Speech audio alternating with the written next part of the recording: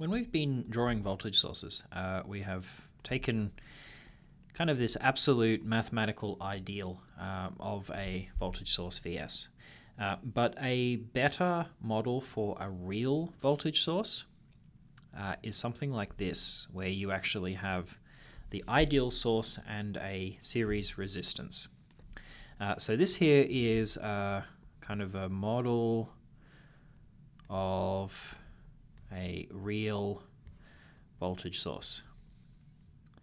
And this one is a bit more realistic because you can imagine that if you were to just short these terminals together, there's actually a finite current that will flow because of the resistor that is in series with the circuit. So this behaves much more like the way that a real voltage source would behave. Now, one thing that might be a little bit surprising is that there's an equivalence between voltage and current sources. And the equivalence is that I can also draw a circuit that is a current source, but instead of putting a resistor in series, I put a resistor in parallel with this current source. And it so happens that these two circuits are exactly the same. Like you can replace one with the other and you will get exactly the same voltages and currents if this condition is met. And the condition that you have to meet is that the resistances are the same. So resistances are the same, and the current source IS is related to the voltage Vs divided by R. It's related to the voltage by this expression, which by the way is just Ohm's law rearranged. So these circuits are equivalent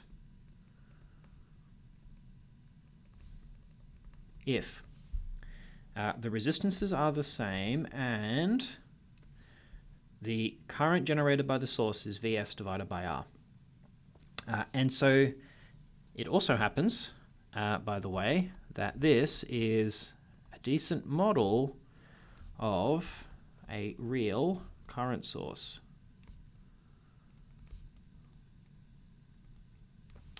Because, of course, the voltage is limited, right? You could imagine if you took an ideal current source and basically had it at near open circuit conditions, it will just keep increasing its voltage without limit in order to try and force that current through whatever sort of tenuous connection that you have created. But in a real current source, the actual voltage that it can produce is limited. So you can clearly see that the voltage here across this resistor is going to sort of set a limit on how much voltage can be produced by this model of a real current source.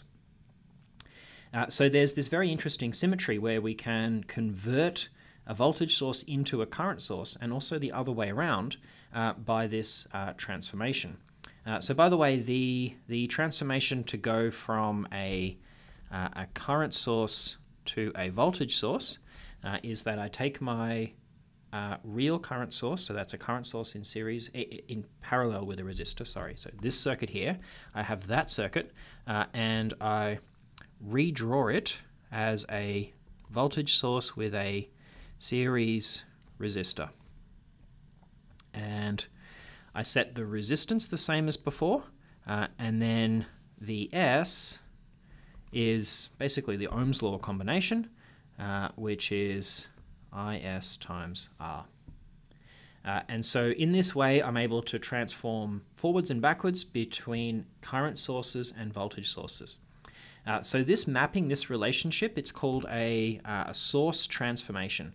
And this is a technique that we can use in order to simplify our circuits, or if we have a current source and we would like to convert it to a voltage source instead, then this is the rule that we use.